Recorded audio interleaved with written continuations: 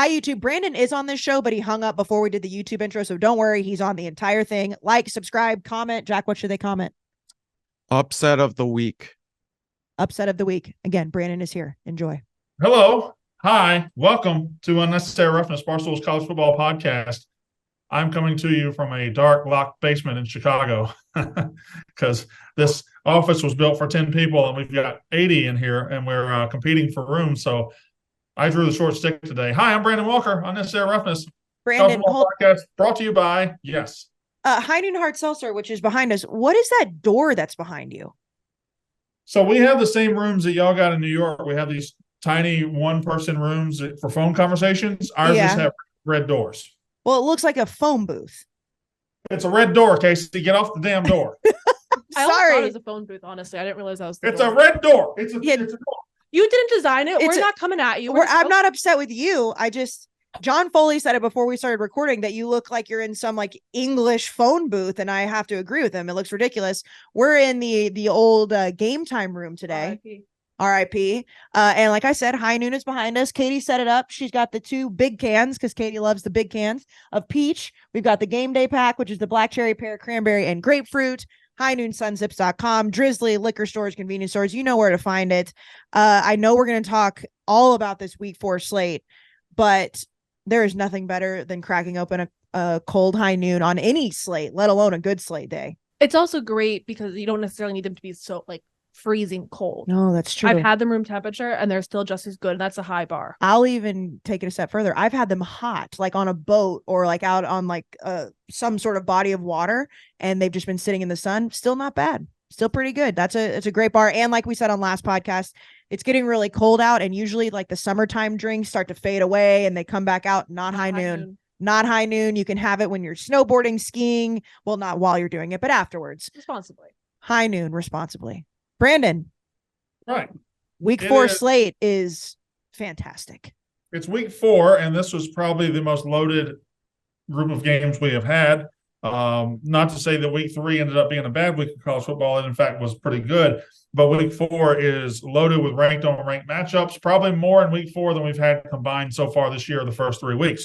So you have the marquee matchups, which is your, Oregon, Colorado, your Notre Dame, Ohio State, your Alabama, Ole Miss. You've got 5 or 6 ranked on ranked matchups.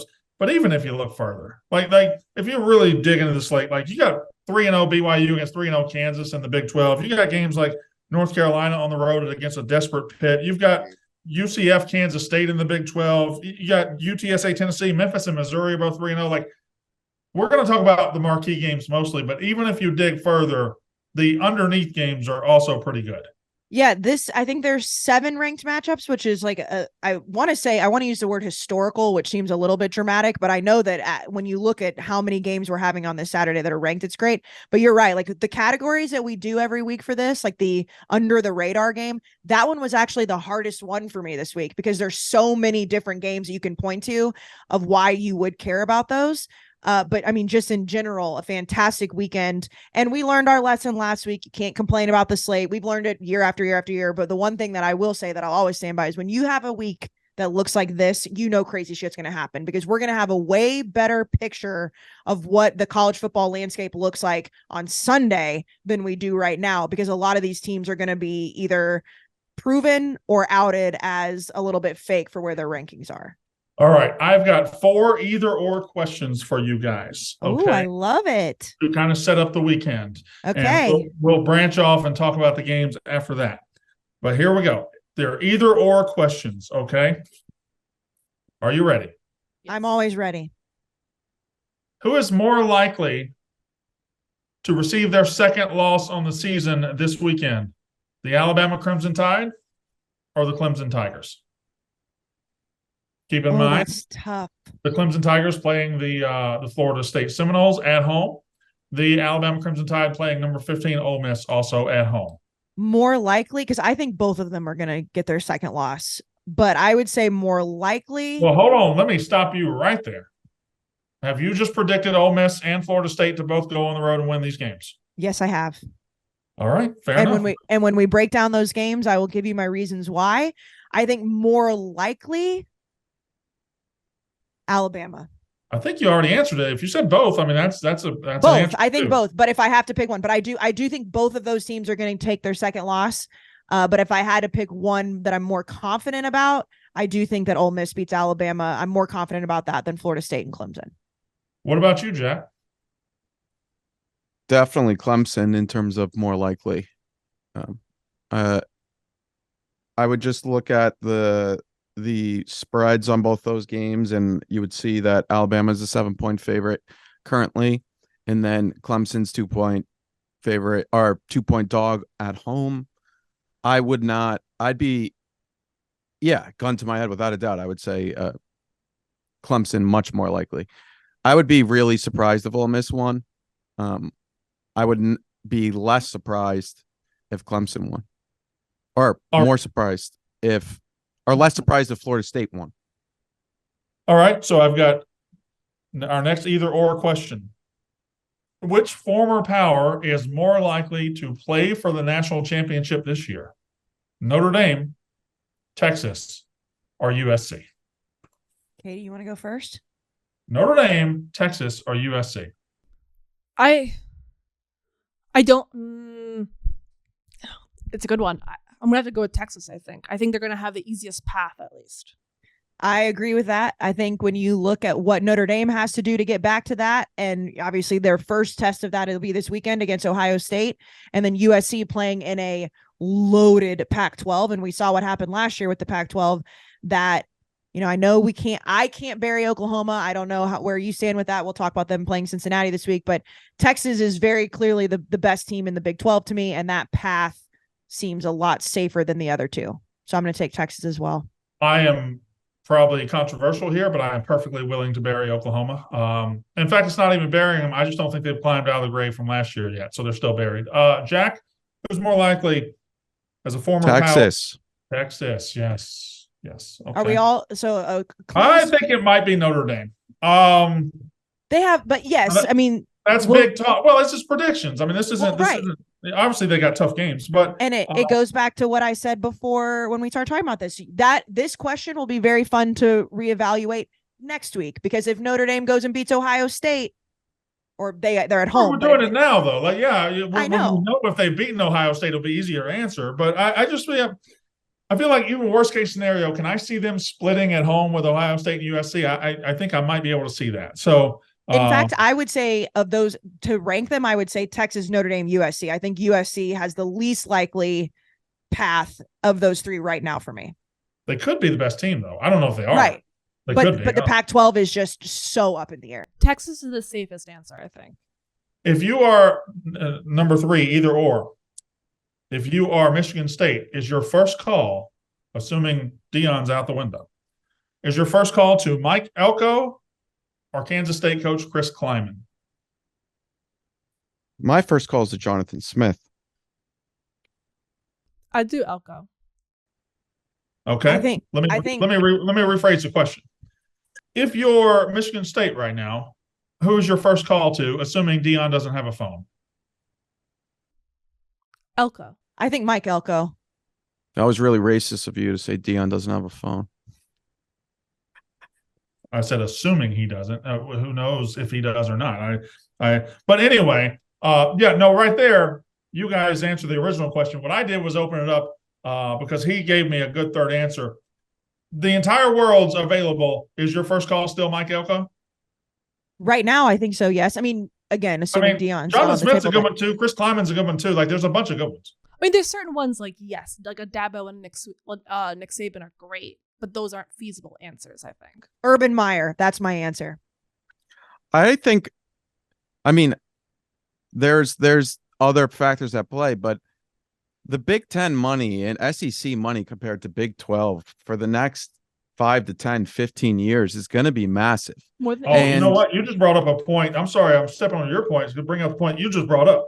Jonathan Smith is Oregon State's coach. They don't have a home. Like, somebody is going to call him. You're right. So, and then I was also like, I don't know if they'll be able to get the money together, and there's a lot of factors at play, but that's why, and I know you phrased the question that Deion isn't available, but people are just assuming it's just going to stay at Colorado. Colorado's not going to have money. Like they will, but they won't have money compared to Big Ten school. Like the haves and have-nots are about to completely get separated. The TV contracts won't be comparable. That's why even if Michigan State feels they're in a tough situation right now, just stay alive. And that's something that we'll be able to. Now, will it be Dion?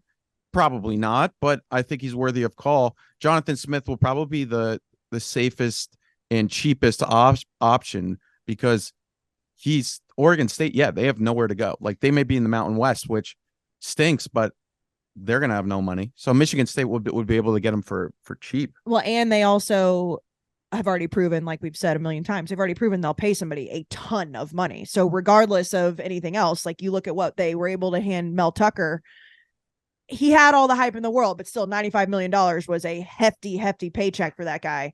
So yeah, I mean, I think Mike Elko right now seems like the hot topic, the hot guy to call, which makes sense, but Chris Kleiman's not a bad answer either. But do you think they'll be conservative because they just gave so much money? They'll go back to a reasonable expectation? No, because I don't think they're going to have to pay Mel Tucker all that money. I don't think the thing is, I don't think you can backtrack. I don't think as a college football program you can afford to be conservative or not go balls to the wall and go all out in 2023. You have also, to. I think especially in the Big Ten, give another $95 million out. They might give like a 75. They're not going to do another like. they may. I mean, I think it's a little insulting to Michigan State. Like they want to be the top of the top.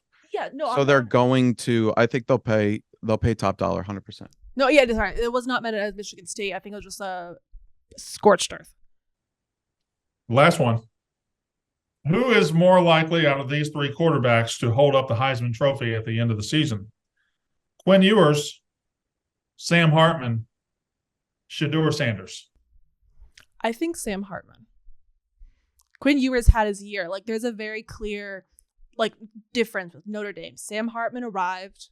They took a step up as a program. There is a very, in my Do we know that though?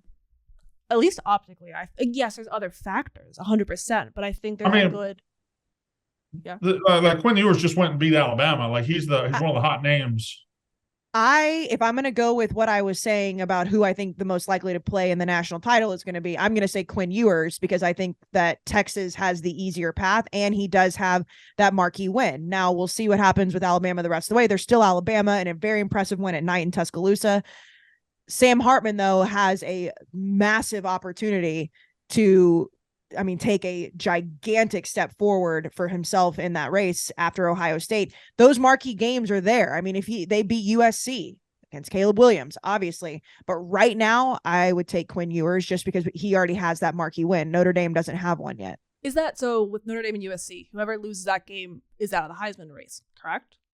No. Depends. I mean, if it's 51-45, no. No. Also, you know whose name is kind of disappeared completely from Heisman conversation? Every Heisman graphic I've seen? Drake May. Like, rightfully so. But it's just funny. I've seen graphics pop up. I haven't seen him in one. The name is out. Like, I don't blame him. He hasn't been playing that. But it's funny. It's still not, the Heisman race certainly isn't locked in yet because there will be guys that play their way onto it. Like Marvin Harrison could play his way onto it this weekend. However, Drake May was always fighting he was kind of playing with one arm behind his back as you've got big-time quarterbacks at Texas, Notre Dame, USC, big-time programs that have big-time quarterbacks now. They're going to get the benefit of the doubt over the North Carolina quarterback, which is not fair. But another one that they played poorly last week, but Jordan Travis this weekend against Clemson. He's already in the mix, but if he has a big-time game against Clemson, then he's back in that spot too. I know he's a little bit hurt right now, but there's so many opportunities this weekend for guys to take steps forward. It also wasn't on the list, Jason. So the list. I'm just saying. Don't say list. In general. Don't say list. Don't say list. Don't say list. Don't say list. No lists. Pascal. All right, here we go. So speaking of marquee games, we got to talk about this week's slate of games, obviously. But I think we're going to start by just starting in the morning, because the way I'm going to do this is I'm going to pull out the top 4 or 5 games, go through them, and then we'll go through the ancillary games after that. But so Florida State Clemson are at 11 a.m. They're at noon on Saturday Eastern time. They are the first big time game out of the gate there. Rutgers plays Michigan at the same time. Oklahoma plays Cincinnati at the same time. But the big game early is Florida State Clemson. It does feel like Clemson, like if we liken it to a race, right? In the first week of the season, they got a flat tire and they just went back to the garage, and they've been in the garage for 2 weeks and nobody's talked about them. And they might speed back onto this track on Saturday. They might. Yeah, they might. The fact that they lost to Duke by, what was it, 21 on a standalone game that a lot of people didn't see coming, like that puts them very far behind. In the last 2 weeks now, they played cupcake teams, but they've beaten both of those teams by 80 points combined, if not a little bit more. So you're right. They've just been kind of sitting back, getting their business done. And it's still Dabo. And I know that, Dabo is falling behind in a lot of the NIL stuff, the transfer portal stuff, whatever you want to say. He's still Dabo. He still has multiple national titles. He still is capable of turning this team around. The bigger question to me is Cade Klubnik. Like, we were so ready to see him at Clemson. And I say we as a collective college football fan base, because everybody at Clemson said they need to get rid of DJ. They need this kid to come in. He did not have a good bowl game. And then all offseason, it was like, well, he's finally going to get the shot to prove that he was the guy that they should have had earlier last year. And he did not in the opener against Duke. So we'll see. But I think Florida State, after sleepwalking through that 2-point win against Boston College, is going to come out firing at all cylinders. Can I point something out about the ACC? This is just interesting to me, Casey. And just tell me who you say. Who do you think right now is going to win the ACC? I still think Florida State. Right. And if they don't win it, who do you think might win it after them? Who? Miami. Okay. Who do you think might win it after them? Clemson. Right. Which is exactly what anybody in college football fandom would say. Nobody's still. We're 3 weeks in, and Duke beat Clemson 28-7, and nobody will answer that question with Duke. Nobody. It's so true. No. You're right. It's disrespectful as hell. Like, there's nothing wrong with the way you answered that question. You answered it the exact way I would answer it. Anybody else would answer it. Duke beat the shit out of Clemson on national TV, and nobody thinks that. No, notice, Katie, they beat the shit out of them. They did. And Brandon, I'll even further your point. Not only would I have not put them at 1, 2, 3. Had you asked me who the fourth team would be, I might have said North Carolina next. Yeah. It's just I'm crazy. disrespectful. I mean, it's just crazy that Duke handled business in front of everybody, and still they went 9-4 last year. And not to mention, 5 seconds ago, I was saying Mike Elko's the number one coach I would call right now. You're absolutely right. It is disrespectful because I feel like we give so much attention to what Clemson is doing. Is the Clemson playoff era over? What happened to Dabo? What happened? Meanwhile, we've not given enough credit to Duke. I mean, we have, but you're right. You know what? That was disrespectful as hell. I'd like to apologize to Duke and apologize to Mike Elko on behalf of this podcast. Minus Katie. Yeah, thank you. Minus Katie. If the numbers I'm looking at are right here, and I have no reason to think they're not, right now, as of right now, Florida State's minus 2.5 against Clemson. 81% of bettors that bet the spread are betting Florida State to cover that. That stuff I feel is never fully. It's like ballpark, yes. Even ballpark. That's also disrespectful. Like, this is still a Clemson team that has owned this conference for a decade. This is still a Clemson team that has some talent. I saw them go up against Duke, and Duke handled them. But man, I'm guilty of it. As soon as Florida State beat LSU and Clemson lost to Duke, I handed this conference to Florida State, and I put Clemson at the back of the line. And Florida State's got to walk in there and beat these motherfuckers on Saturday, and that is easier said than done in Clemson, South Carolina. It is much easier said than done, but give yourself some credit. You also said Florida State was going to win in the offseason too. So it wasn't like you waited to see Clemson and what they were going to do against Duke. So give yourself some credit there. But I do want to ask you, Jack, because I know, you were high on Clemson, and you said, you're not ready to bury them. What do you think is going to happen in this game? Yeah, I also said we shouldn't bury LSU, and now they're unanimous number 2 in the SEC. Yeah. I'm ready for Clemson to win this game. Am I ready for them to win the ACC? That's going to be tough, because after this, there's so many tough games for them. And then theoretically, they would have to play Florida State again. This is a big game. And also, I mean, most people look at the line this weekend and are like, oh my God, I can't believe this. I think it makes perfect sense. I think on a neutral field, Florida State's, about a little under a touchdown better than Clemson. However, you're right. Cade Klubnik's the biggest thing this weekend. Mhm. He has to take that step forward. If Castellanos on Boston College can run wild on them, can Cade Klubnik take that step forward? We'll see. He really should. We judged teams based off of one game, one quarter, one half way too much. But that's what we're supposed to do. We're a reactionary podcast, and we have to do what we have to do. But I think in these games, it's like Clemson's going to be ready. Dabo's going to have them ready. Or Florida State's going to go in there and just run through them, which is definitely possible. I do agree with you, just for devil's advocate. If Clemson wasn't ready for Duke, why do you think they're going to be ready for Florida State in 2 weeks? Well, I mean, Clemson was ready for Duke. That game could have went a heck of a lot different if a few plays went differently. Also, like sometimes people have bad days. Sometimes teams have bad days. Like you can't. I know that you can't if you want to win a national championship, but in the new era with 4 teams making the playoff and there's no more divisions in the ACC and whatnot, your chances of having a bad day, you're almost allowed to have one bad day a season now. That's also the question is also transitive property, right? If they couldn't beat Duke, how could they beat Florida State? Well, you can apply that to Florida State. If they can't go to Boston College and play any better than that, how are they going to go to Clemson and play better than that? See, I guess the reason I look at Duke differently, so Duke and BC are both like you sleepwalk into it, you can get caught slipping. I just think because Duke was a week 1, like you'd all summer, not to say like I think yes, Clemson's going to prepare more for Florida State looking forward. But I think just because Duke is the first game of the year, there are so many questions. I expected Clemson to just put a better foot forward, even with underestimating them. I mean, that is fair because it's the Cade Klubnik situation of again, we heard all off season, he's finally getting his shot. But I do think, in week 1, again, standalone game, had that game not been a standalone game, we'd still be talking about it. We're talking about it way more because everybody was watching it. I think Florida State looking ahead is more of when they played Boston College, they were looking ahead. Yeah. I think Clemson has had 2 weeks now to sit back and watch everybody in the world say they're done, they're dead. And I mean, it's again, they still have Dabo as their head coach. And then notice how Georgia, they slept walk with South Carolina, but they're able to pick it up in the second half. Like Florida State wasn't able to do that. And that, as a Florida State advocate, makes me nervous. Yeah, I'm just looking at the interior numbers here, and I do worry about Clemson being able to block them. Like Clemson's given up a lot of sacks this year so far. They're 114th in the country in giving up sacks, and Florida State gets after the fucking quarterback. So if you look at Florida State's defense, I think they're and I put it in air quotes because we haven't seen a true weak spot, but I think that their run defense isn't great. So could Will Shipley have a day?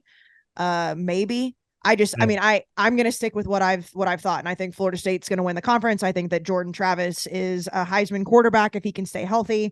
I know he hurt his shoulder. I still think it's going to be a great game. And going to Clemson and winning is always very hard, but I think that Florida State can do it. All right. Now let me turn on my unbiased. I'm Mr. Unbiased. I'm probably the most unbiased guy in college football. Yeah, so we transition and we talk about Ole Miss and Alabama. And just my unbiased observer, I'm going to go ahead and tell you right now, I've been around state of Mississippi football for a long time, so I know when these two teams can win these games. There are way too many people thinking Ole Miss is walking in there and bitch slapping Alabama. There are way too many people that think Ole Miss is walking into Bryant-Denny Stadium, a place they've won twice in the last century. And there's way too many people thinking it's just going to be easy for Ole Miss to go beat Alabama. Brandon? If it was going to happen, though, for Lane Kiffin, it would be this year. We say that a lot, though. We said that last year. I understand. Yeah, but maybe it's not going to happen. Maybe not, but now we're looking at a situation where Ole Miss not only has the best quarterback on the field, they might have 2 of the best quarterbacks on the field. I don't know that they got the best quarterback on the field. Do you think Jalen Milroe is the answer for Alabama? I think he could be. Jackson Dart hasn't shown. What's Jackson Dart shown? Yeah, why? Jackson Dart had last season, in comparison to what Jalen Milroe has done the entire time he's taken a snap for Alabama, Jackson Dart had. Why are we talking about Jackson Dart like he didn't have a good season last year? He didn't have a good season last year. Look at his numbers. His number, they went 7-0. They play really bad teams. When they got to the last 5 games against good teams, he was garbage. He had, first of all offseason, when we talked about why they went out and got Spencer Sanders, you sat on this podcast and said Jackson Dart was fine. Why did they need to go out and get Spencer Sanders? I said if he takes another step forward, but he hasn't. Like, if we're assuming that they've got the best quarterback in this matchup, I think we're assuming too much. I mean, He Jalen threw 11 interceptions last year, and most of them got benched because of how bad he played against Texas.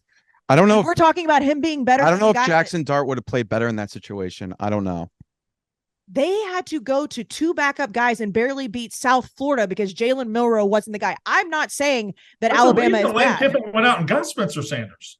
I know, but then Spencer Sanders didn't even beat him out. And Spencer Sanders at Oklahoma State was not a bad quarterback. But the assumption with Ole Miss is that I don't know. I like Jalen Milroe hasn't shown it to the level Jackson Dart has shown it yet. I don't know that means that he doesn't have it to the level Jackson Dart has it. But thus far, we haven't seen that. But every time Dart has played a team that is as good or equal to Ole Miss, he has sucked. And that is the truth. That is the 100%. When they play Tulane's defense or when they play Georgia Tech's defense, he smokes them. When they play LSU or Alabama or Mississippi State's defense from last year, he's garbage. And that's, no. He played okay against Mississippi State last year. Not really. We 30 of 38 for 3.5 quarters. 30 of 38, 250 yards, 2 touchdowns, 0 interceptions. Also, he played pretty well last year against Texas A&M's defense. That's I 13 of 20. I'm not saying that Jackson Dart is some groundbreaking quarterback, but to say that Jalen Milroe is a better quarterback than him is crazy. I don't know if it's crazy. I don't know if it's crazy. I would say Jackson Dart's better, but do I say this Saturday? Do I see a world where Jackson Dart or Jalen Milroe is better than Jackson Dart? 100%. That is fair. But when I said I think they might have the best quarterback, you said you didn't know if they did. I don't know if they do either. I think going into this weekend, and again, I know we say this every year, like Ole Miss has a shot. I think for what we have seen from Alabama through the first 3 weeks of the season, and again, I'm still giving Texas their flowers. They played an unbelievable game. They're very good. What happened last week against South Florida, I don't think was some, just like abysmal performance that we're going to see corrected. I don't know if Alabama knows who they want to start at quarterback. And when you look at the situation at quarterback right now, you've got Jalen Milroe, who probably some guys in the locker room want to start. You've got 2 other guys that got the opportunity against South Florida. If you're that offense right now, you're like, who the hell is going to throw me the ball? Who the hell is the leader of this team? I think Alabama has real problems until they figure this out.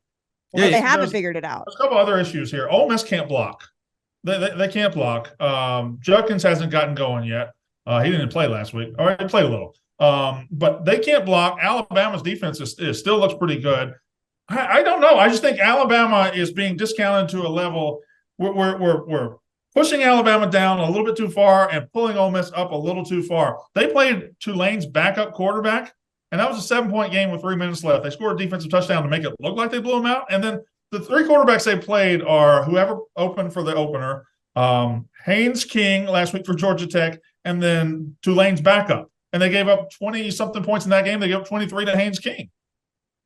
That's fair. I'm not saying that Alabama is going to get killed. I just think that when you look at the problems, like in a vacuum of Alabama alone, I don't care who they're playing this weekend. They could be playing anybody that's a Power 5 team, and I would be having this exact same conversation because I don't know if Alabama knows who their quarterback is going to be halfway through this game. I have no idea. I think they'll roll with Jalen the whole game. I think they have to at this point because of how bad last week looked. But I mean, the fact that, Jalen, if I'm Jalen Milroe right now, I'm like, oh my God, like, where's your confidence level? Like, you want to talk about a guy that doesn't know if he's the guy. Like they benched him after the Texas game, and then they had, I think it's a mess. I think it's an absolute mess right now. You could be right on that. It also could go the other way where Jalen Milroe played against Texas, and he played at times he looked good, at times he looked god awful. That's what it was against Texas.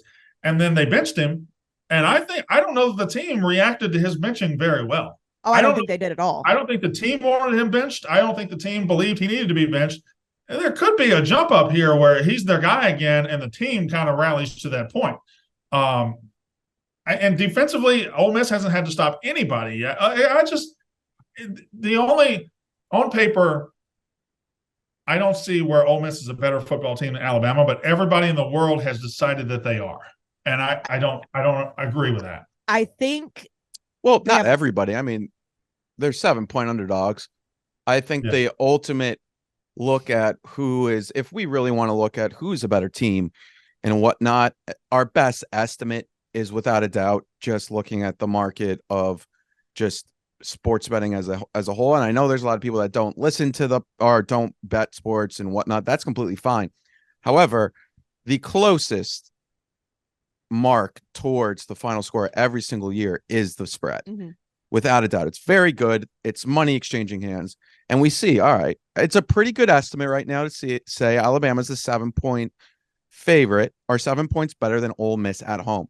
That's the closest Ole Miss and Alabama have been in quite a long time, right? At least in this podcast history. And so that means, like, you're right. If there is a time, it's right now. And this is, in my opinion, such a huge game for Lane Kiffin. Mm-hmm. Lane Kiffin, I apologize. I said there's 7 points difference. It's at Ole Miss, so they're 10 or more like 10 on a neutral field. But Lane Kiffin, what? It's at Alabama. It's at Alabama. Sorry. So 4 points better on a neutral field. All of that being said, when's the last time? Tell me Lane Kiffin's biggest win in his career. He doesn't really have. He doesn't have one. Right. He has. It may be against Mississippi State. I mean, Brandon, what's his biggest win? I don't think he has one yet. You know, even he doesn't have a marquee win, and he's been around for a while. And I'm not saying Lane Kiffin has had the best season they've ever had under him. But that was true 2 years ago when they went into Alabama and got destroyed. This is one of those things with Lane Kiffin where it's like he can keep that program. I mean, and Ole Miss loves him for good reason. Yeah, he's a good coach. And you know, you talk to Ole Miss fans and they think that he is the guy for them. Can he get that marquee win? And obviously beating Nick Saban, regardless of what Alabama looks like, is a marquee win for him. Yeah. And I think this is the year he does it. Can we just say something that's maybe implied in this game? Lane Kiffin's trying out, has spent the last 3 years trying out to be the Alabama head coach. Look at his Twitter. Yeah. Lane Kiffin would suck 30 dicks to go out and be Alabama's coach right now. Like he really wants to be the next Alabama coach. And what better way than to go beat Alabama's ass? I was talking to the viceroys about this. I was screenshotting. It's like, what do you guys think of this when he tweets this? Because I take it, as you said, as like he can't keep Bama's dick out of his mouth. Well, some people say that it's like if he hypes up Bama and then loses, it's like, well, it is the best place. But then I think they also said that he credits Saban for his like rehabilitation program. And he should Yes. credit it. Yeah. Well, and they're also like family, aren't they? Both like really close friends. Even like if you're another coach in the SEC, even if it's true, do not say another place is the hardest place to play. Like he said, like Alabama's the hardest place to play. Like, just lie. Georgia Don't fans say get it. their feelings hurt. Georgia Kirby Smart will use it in the press conference. I'm ready to say it. I think Ole Miss beats Alabama. And You've already said it like 5 times. No, I know. I'm ready to say it again. I want to just put a period on this. I do think that it happens. I absolutely believe that Alabama has much bigger issues right now than just Lane Kiffin and Ole Miss. I don't think that that's a testament to how bad Alabama is. I also think it's a testament to the SEC West. We've talked about that so much on this podcast. It's not saying, oh, Alabama's really bad and Ole Miss is really good. It's saying who is the best teams, who are the best teams in the SEC West. And we saw what LSU did, but we also saw LSU get their asses kicked in week 1 against Florida State. So could this game go back and forth and Ole Miss gets the ball last and wins by a touchdown? Yeah, because I think the SEC West is all that close. There, A&M Auburn in the SEC West is a big matchup. When you look at who is the worst team in the SEC West, who is the best team in the SEC West, I think Ole Miss beats Alabama, but that doesn't necessarily crown them as the best either. I mean, I hate to say it, but I think we know who the worst team in the SEC West is. Well, you could say Mississippi State, but I mean, Arkansas just lost to BYU. Yeah, no, I know who it is, and I don't want to talk about it. All right, we're gonna go a little further here. So, but if you wanted to go to the Alabama Ole Miss game, okay, now you're setting. You got to tell me which one. We're setting up. No, I know. Can you? No, you don't. You gotta let me cook a little bit. Yeah, I'm starting to cook, and then you're like, "What about the spices?" I'm gonna throw the spices in. We let you let him sprinkle. Let him sprinkle. And if you wanted to go to that game and you need tickets, where would you get the tickets? Brandon, Game Time is where you would get the tickets. The official ticketing partner of Barstool Sports, the #1 ticketing app in this country. What you can do, here's the thing with Game Time. You can buy the tickets on Game Time today, and that's going to be great. It's going to be awesome. Yep. You're going to probably get the best price. But guess what? If you wake up on Saturday and you're in Oxford, Mississippi, and you just decide, I've got to go to this game, Game Time is the best place because they have cracked the code and how to get you the best tickets late. On game day, you can get the best prices for tickets on Game Time. That's my guarantee to you. It is a beautiful app. The design of the app, it looks great. It'll show you where you're going to sit. It'll show you other prices of other tickets, of course. And you have to remember, we're going to give you, if you've not used Game Time before, we're about to give you a code. Isn't that right, Casey? That is right. Does it start with rough? Yes. What? No. Yeah, it's just rough. It doesn't start Rough. with rough. It is rough. It Well, is I didn't rough. know. I never know if they switch Rough. it around. No, it's just rough. Just rough. Starts with rough. Code It starts with rough. Starts and ends with rough. Like the Mississippi State Bulldog season. Yikes. No, we're going to be on this. Anyways, you can go to Game Time today, and if for your first purchase, get $20 off with code ROUGH. Rough. ROUGH, just like the podcast you are listening to right now. Shout out Game Time, #1 ticketing app in the game, and Barstool Sports official ticketing app. Never forget they sent me to Justin Bieber. Never forget. I don't think you'll ever let us forget that. Never. I'll Okay. never forget it.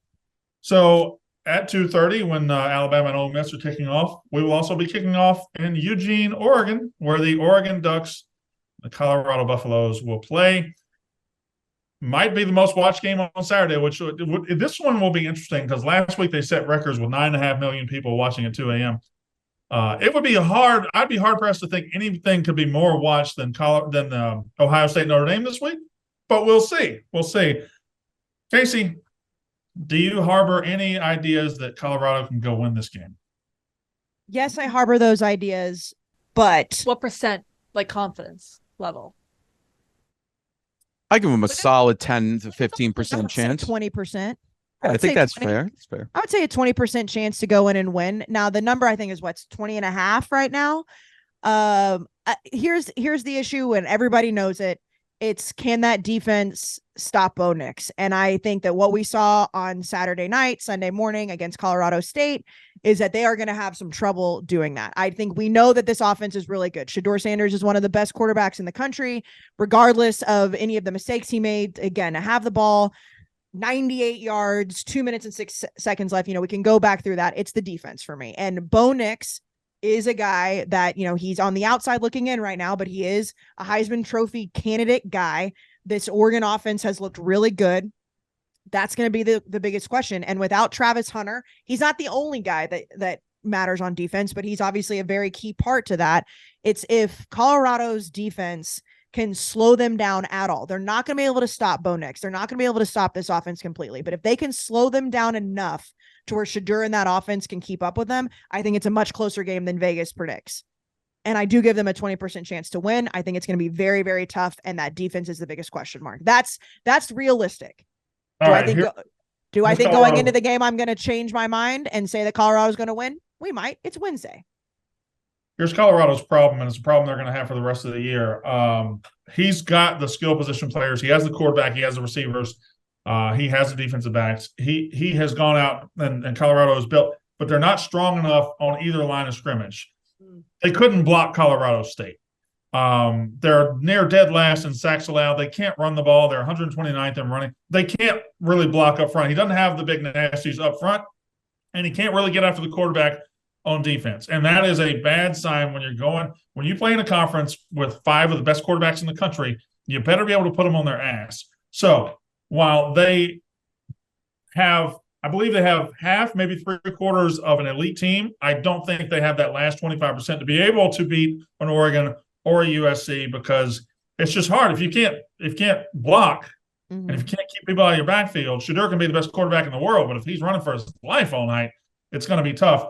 I think it's a bad matchup. I think Oregon wins the game. I think Oregon wins the game comfortably, but it does not lessen the impact Deion has had on this sport. Now, he can also, if they win, sure, I'll eat my shoe again. But this is a remarkable story regardless of what happens. This is a tough – at Oregon, it's going to be tough for anybody. It's a legitimate national title contender. I know what I'm doing, Jack. You don't have to smile and laugh. Go ahead. Crazy that we have to qualify a prediction for a game. It's like, oh, my God. You guys, get off his fucking dick. All that being said, All that being Jack's not said, latching out right now. I am a little bit concerned for Shadur this game just because I think the Dan Lanning defense could really get some serious pressure on him. He's amazing, but even if Shadur has a tough game here, I think you brought it up perfectly, Brandon. The offensive line is not to the level that it needs to be, and that's kind of the hardest. I mean, I think even there's a lot people say this all the time. You can find a wide receiver at a JUCO and maybe even put him in a game and at a D1 SEC level and see him succeed. You can't find the 6'8" or 6'6", 330-pound offensive lineman at a JUCO unless he has some serious like academic issues or whatnot. That's because those guys are very hard to find. And I think Deion will find them throughout his time at Colorado or wherever he is. That's why Georgia's been so dominant. They've won the line of scrimmage. And I think Oregon, Dan Lanning knows that too. That's what he's bringing to the Pac-12, and he'll obviously go to the Big Ten. But this game, I mean, it's going to be that's a question. To go back, the sixth question of the or questions that you asked earlier. What's going to be the most watched game? Oregon or Oregon, Colorado, or Notre Dame, USC, or Notre Dame, Ohio State. Sorry. I think it's going to be Oregon, Colorado, Yeah, just too. simply because of what we've seen the last few weeks. The only thing is nothing else pudding. was on at that point. It was a standalone, yeah. There's the other. Alabama's playing. Yeah, but I mean, the week before, more people watched Colorado, Nebraska than Texas, Alabama. Is that true? I don't think that's true. I've seen several different numbers. I don't think that's necessarily true. I'm pretty sure that it like that came out. Some numbers that happened. I might be crazy, but I'm pretty Even sure if it's close, it's still. I believe that the headline was more people watched Nebraska, Colorado than Texas. Those headlines can kind of be misleading just because like Fox will say that because it's like fair. At this point I don't know whose headline it was. It was probably close. I don't know whose headline it was. I've seen enough conflicting reports and different numbers, but the fact that it's even close goes to show. I think point last episode, more people are watching the sport than ever. Not like college football fans aren't watching. Deion fans are watching. Well, like not only just Deion fans, people that just want to see. I mean, like the fact, not to throw our guy Bob Fox under the bus, but Bob Fox doesn't give a flying shit about college football. He was tweeting about Colorado at 1 a.m., between Saturday and Sunday. That's the Deion effect. Yeah, no, so the Colorado, that was 1 week ago. I'm about to look at it. It's a lot like this reminds me a lot like of MMA and UFC when there's a massive fight, like people tune in no matter what, because there's this big name. That's what Deion is. He's a prize fighter. You watch no matter what. He's upwards at the level of like Conor McGregor, Floyd Mayweather. Now I'll tell you what'll be watched no matter what happens. That USC Colorado game is going to be wild. Yeah, but this one's a big listen. If they beat Oregon, USC will be the most watched game maybe of all time. Have you guys seen the total for this week? The what? The total? It's 71. Yeah, well, the Colorado doesn't have a defense. You were right. Colorado had 8.3 million viewers against Nebraska. Texas, Alabama had 7.9. Okay, that's insane. All right, now the main event. I think this weekend. This is the biggest opportunity for Notre Dame football in decades. Now they have played in 2 playoffs already, and they played for a national title in 2012.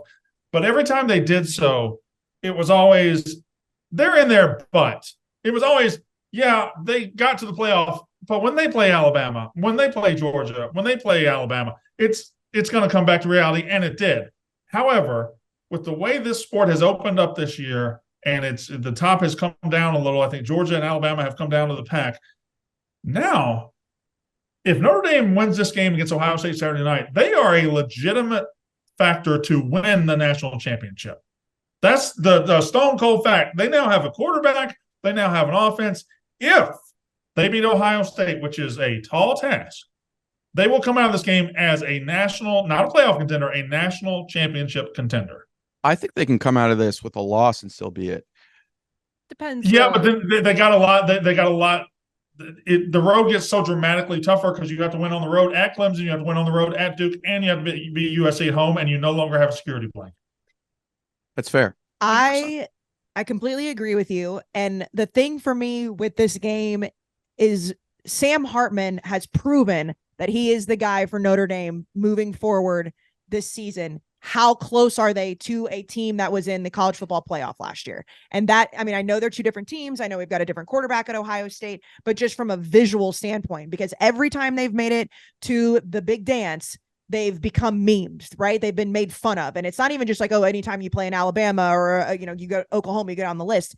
They've been made fun of. I mean, in 2012 with the Manti Te'o stuff, it was like, oh my God, what are we even doing here? Like, I can't believe that they're in this. And then every time they've been there, it's like they can't stand up against the big boys. You go in and you beat a team. I know it's at home, but you beat a team in South Bend that was in the college football playoff last year. That narrative dies, and maybe not completely dies, but I mean, it's a lot better for Notre Dame. And Sam Hartman should be one of the top front runners for the Heisman Trophy, because he is the reason, to me, this team looks more complete.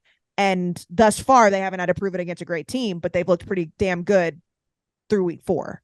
Or till on the other side, this is probably the quietest. Go ahead, Jack. You have another point about Notre Dame? No, I was going to transition to Ohio State, so go ahead. On the other side, this is probably the quietest Ohio State's been through the first 3 weeks and more than a decade. This is just like they've just been plugging along. One of the most underreported stories in college football last week was the fact that through the first 2 games, they won 23-3 against Indiana and 35-7 against Youngstown. They didn't show anything. Last week, they beat Western Kentucky, who is not a bad football team. Western Kentucky is not Youngstown. They're not one of these teams Michigan's been playing. Western Kentucky is a solid football team. They beat the fucking doors off of them. They beat them 63-10. That came after Ryan Day said Kyle McCord is our guy going forward. No questions. He's our guy. They opened up the offense. He scored 63. Like, people think this isn't a good Ohio State team because of those first 2 weeks. You got another thing coming, because this is a good-ass team, and I think they've been disrespected a little bit in the polls, and this is a phenomenal game for September. It's phenomenal. And we asked Ohio State after week 2, like, if you guys are going to be playoff contenders or even contend in the Big Ten to go to Indianapolis, go out and beat the shit out of somebody. And they did. And they don't have a question at quarterback anymore. We know who the guy is. And, this is a hell of a matchup. Like that. That's what's so crazy, is that we're sitting here. It's going to be September 23rd on Saturday. And we have so many games that really start to paint the playoff picture in September happening. Now, the crazier things happen, and we'll look back maybe in December and say, well, who actually cared about those games? This is one of those games we will talk about for the rest of the season, regardless of what happens. Now, go ahead. I think, like we were talking about Heisman, if there's a guy that can really take a step forward this weekend, I think Kyle McCord could have himself a hell of a game. And if he throws for 4 touchdowns, 5 touchdowns, we may look and be like, oh, wait. And then he still has a big game against Penn State and Michigan and Ohio State. I mean, if you want somebody it's not like I'm giving you a 200-1 right now, but if you want somebody who's kind of available right now, that's not really being talked about as much as the other top tier quarterbacks, Kyle McCord really could put himself on the radar this weekend. I have a similar point, different player.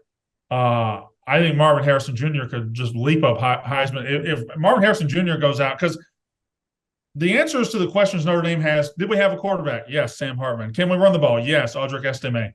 They can answer those questions. Who's covering Marvin Harrison Jr. Saturday night? He's been a little bit quiet through the first 3 weeks, but we know that we believe that he is the best receiver in the country. If they're going to beat a Notre Dame team who's solid across the board, they're going to need to lean on a playmaker like this guy. If he goes out and has 200 yards and 3 touchdowns, all of a sudden Marvin Harrison Jr. is in the Heisman contention, because he's the bigger name. I don't know what great picks.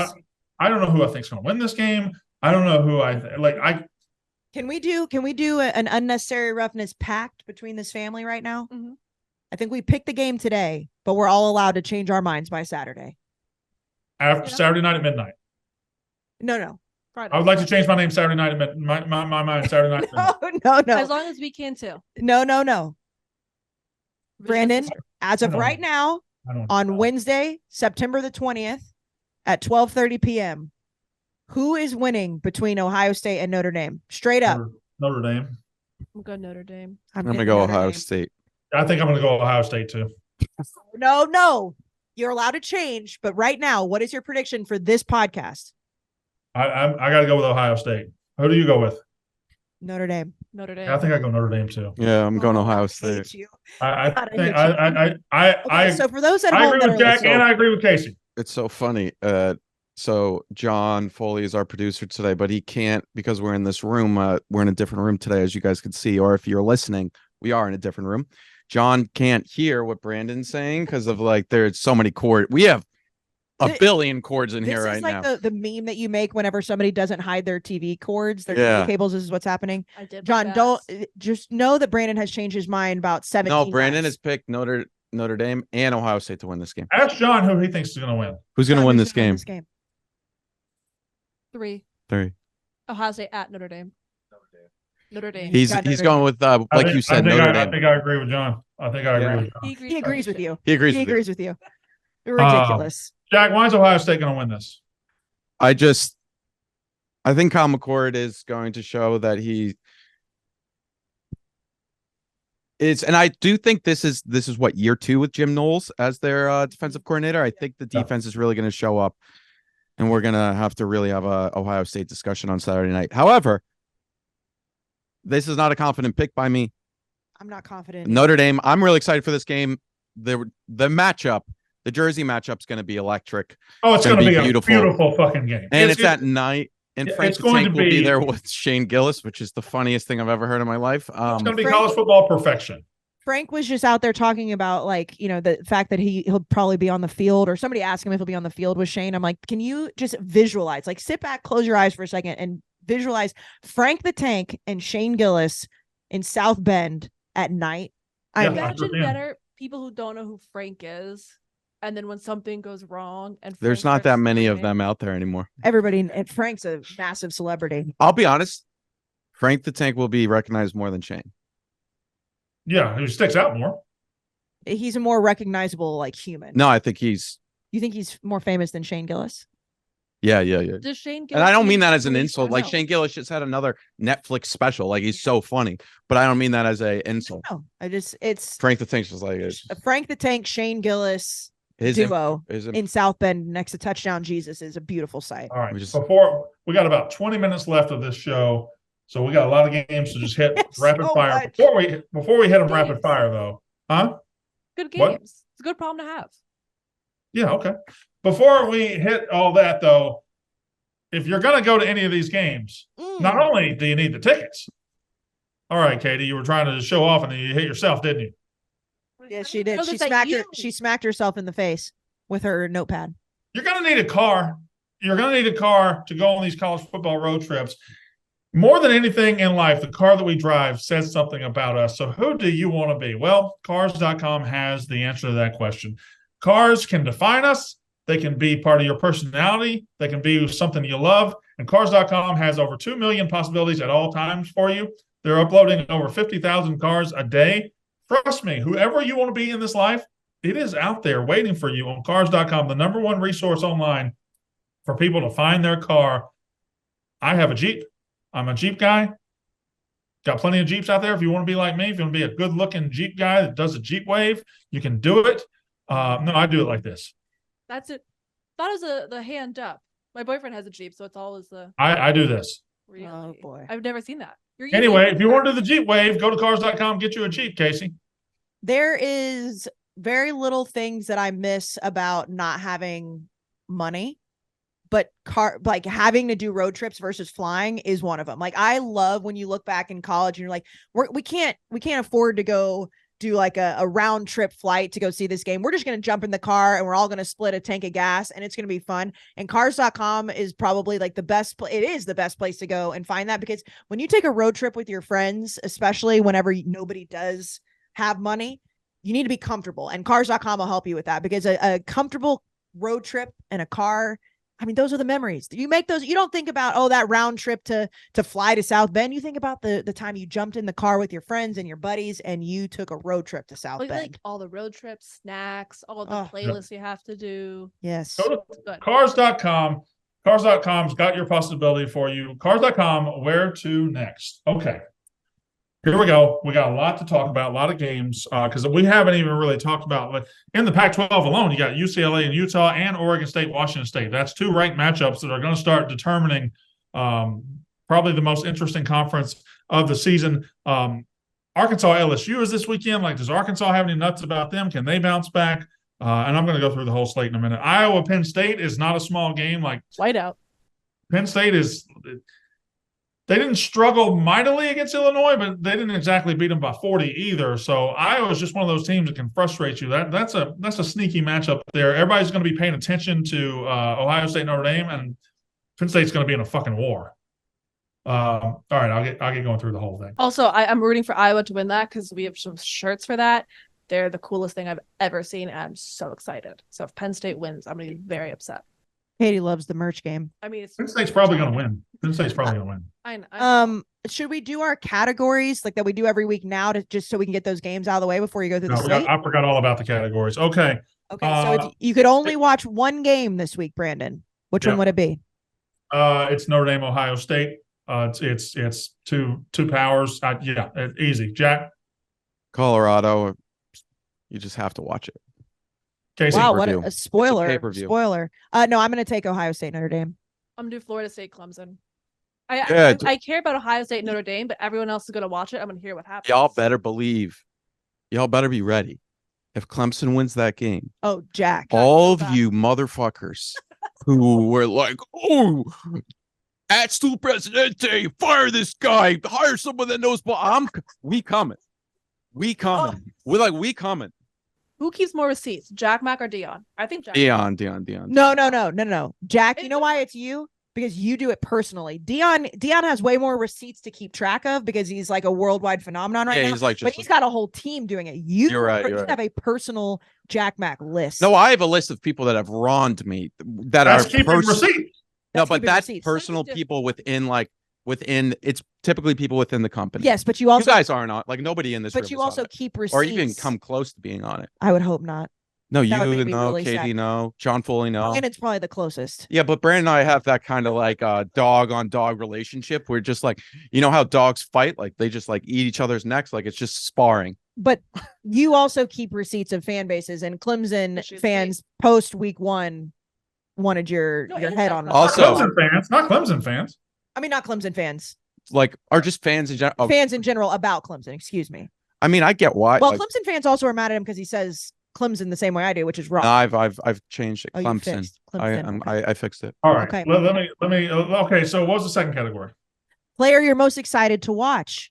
I will go first since we were just talking about it. Cade Klubnik, for all the reasons we mentioned. I want to see if he really is the guy. They ran DJ all the way to the West Coast because this was supposed to be the guy for them last year. He has not looked like that thus far.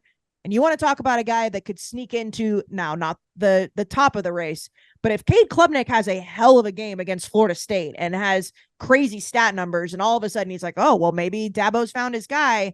He wouldn't be a bad guy to look at his Heisman odds if they win this game, which I don't anticipate, but I want to see what he's capable of. I refuse to believe the Heisman winner could lose to Duke. I agree. I'm not saying he would win it, but I do think that this is a marquee game against, Jordan Travis is a marquee guy in that race, but I don't anticipate that happening. So let me tell you who you ought to be excited about. If you're out there, who you ought to be excited about watching play quarterback this weekend. I guarantee you right now, because I know my team and I know what we look like, I know what we feel like. Spencer Rattler is going to put up 7 miles of yards this week. Spencer Rattler and South Carolina is just about to beat the fucking shit out of Mississippi State. Spencer Rattler's probably having 700 passing yards with 700 rushing yards. It's going to be ugly. It's going to be the worst I've ever been beaten by a cock. It will be awful. No, yeah, no. Down so bad. Nah, I'm still a believer in Mississippi State. You are down so bad that you've resorted yourself to talking about getting beat by cocks. Another one, another player to watch this weekend, I think, is probably Bo Nix. Like, we can say Dion takes things personal, Shedeur Sanders takes things personal, but anybody who plays Colorado this year is the secondary story.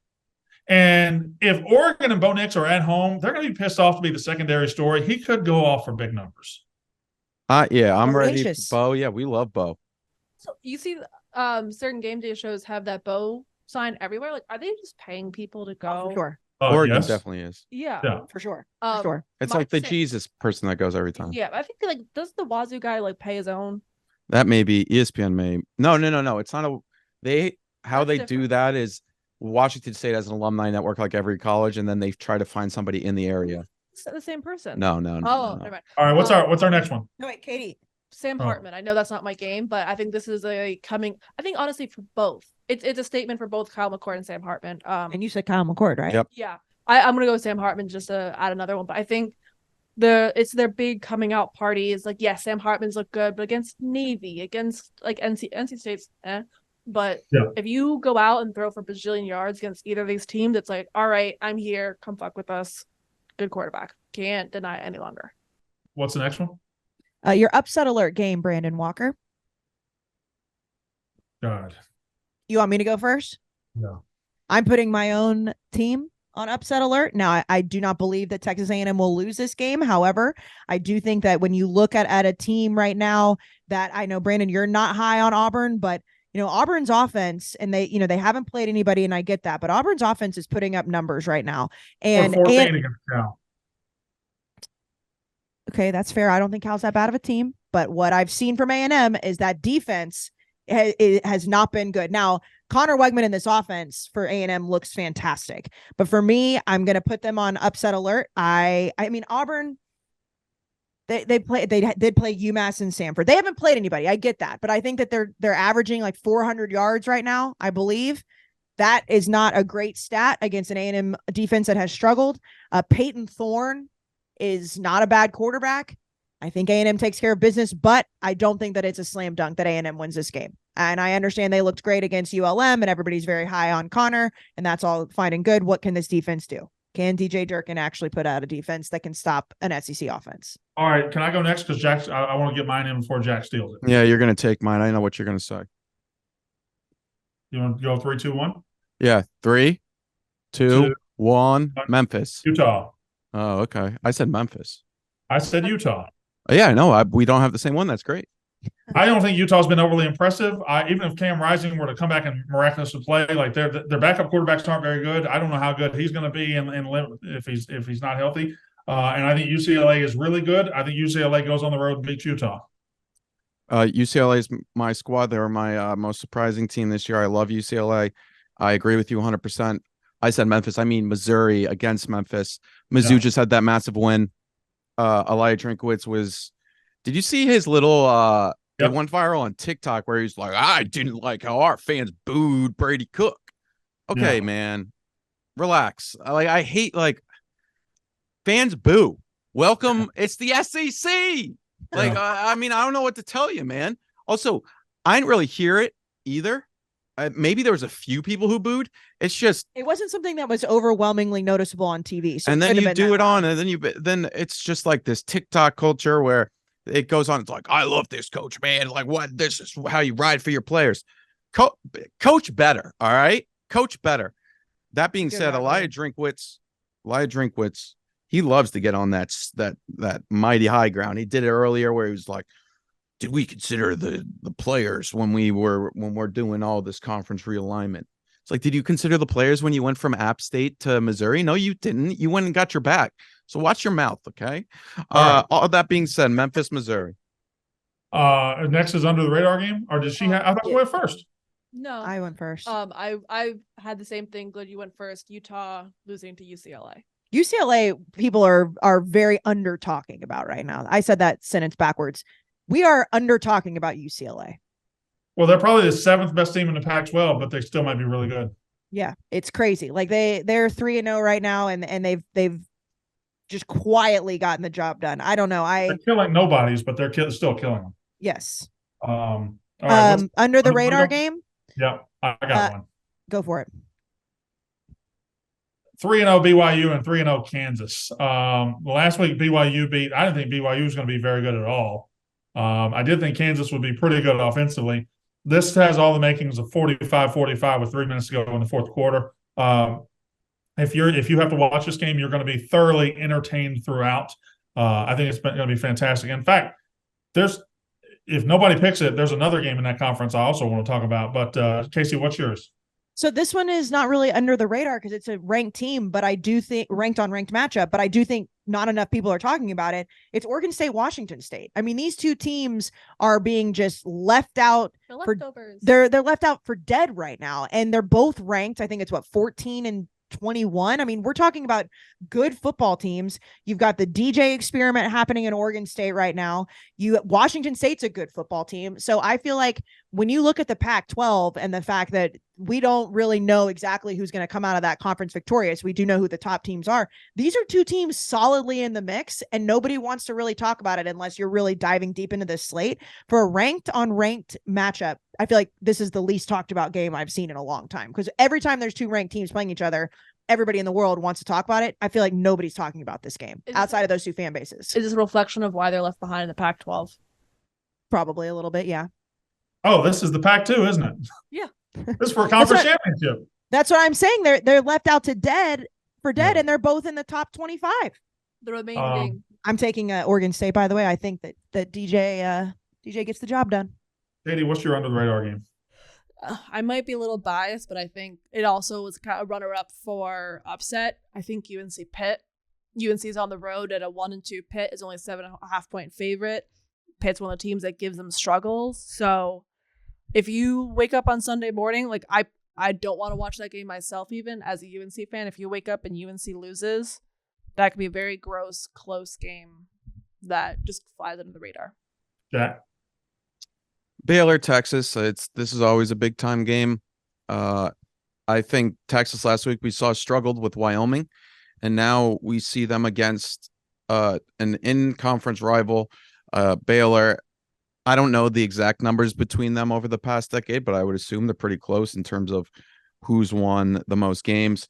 They're 15-point favorites. Texas should roll, but it's at Baylor. That's a personal game for a lot of those players, and I can't wait to watch that one as well. I mean, it's under the radar for a reason, but yeah, it's not under the radar in the state of Texas. I'll tell you that. It's a in-state rivalry, and Baylor always wants to beat Texas, and Texas is always just trying to get out of that game with, all right, we beat Baylor.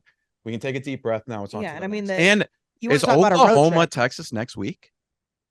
I think 2. No, I think it's 2 weeks. 3 All weeks. right. Okay. I think it's 2. I just want to finish the under the radar topic with one more. Nobody took it. UCF, Kansas State. This could be a race for the number 2 or 3 team in the Big 12. Like I understand Kansas State just lost to Missouri. UCF's pretty good. Kansas State's pretty good. That's a gigantic matchup in the Big 12. And my UCF Knights are going to win that game and continue on. They're big UCF fan over here. I am UCF. You are. A game in the Big 12. I know you said that you're not ready to let Oklahoma out of the grave yet. They play Cincinnati. Cincinnati through 2 weeks were flying mighty high, and then they looked like dog shit last week. And I think Oklahoma just kills them this week. I truly do. I think that's a close game.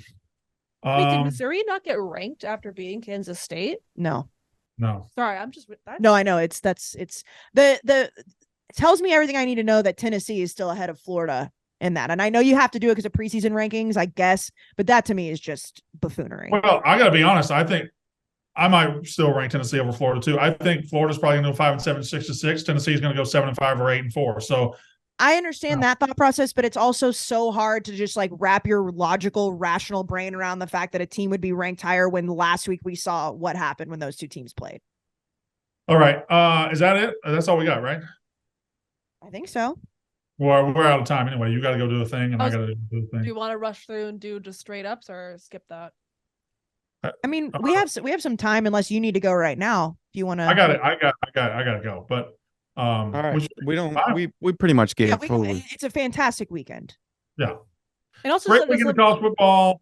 What were you gonna say? There's some additional ones like just Wisconsin, Purdue is interesting. Like Casey said, the Auburn, Texas A&M. There's like random like BC, Louisville. After we saw BC last week, are they gonna actually hold a flame? Not a big deal. I gotta go. Go. Y'all finish up, and y'all can talk about whatever you want. That's fine. No. This is I was running my mouth at this point. Yes. Hi, Brandon. No, I'm saying peace. I'm Jeep waving. Wait, no. Well, how do you do the Jeep wave? I do that. Everyone else does the 3 fingers. I didn't say I did it the right way. Well, have fun in your London phone booth. We'll talk to All you right. soon. See ya.